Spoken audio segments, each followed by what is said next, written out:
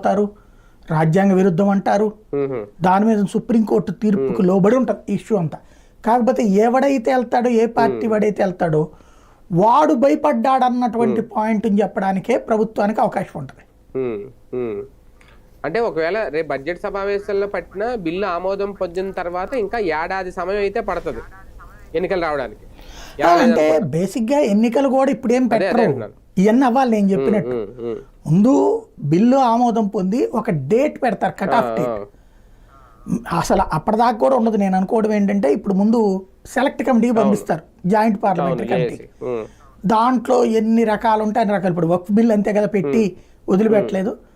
అట్లాగా అదంతా వీళ్ళు కావాలి అనుకునేదాకా ఏంటి వీళ్ళు మా పాత్ర లేదు అనకుండా ఇరు పార్టీల ఇదే రెండు దాంట్లో ఉన్నటువంటి అందరినీ అందులో దూరుస్తారు.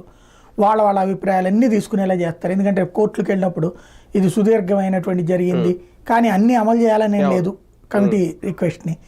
అంతా ఇవన్నీ ప్రపోజల్స్ వచ్చిన తర్వాత మేము తిరస్కరించాం వీటిని, ఆమోదించాం వీటిని అని చెప్పడం, అదే డెమోక్రసీ. కాబట్టి కర్ర విరగకుండా పాము చావకుండా ముందు బిల్లు పెట్టేసి కొన్ని రోజుల పాటు దానికి లేజర్ ఇస్తారు. ఇప్పుడు మహిళా బిల్లు ఆమోదం పొందిపోయింది కానీ ఆమోదం పొందినటువంటి బిల్లు మొన్న అమలు కాలేదు కదా, దానికి ఎట్లాగా నియోజకవర్గ పునర్విభజనతో పెట్టారు. అట్లాగే దీనికి ఈ సిస్టమ్ని ఈ బిల్లు కూడా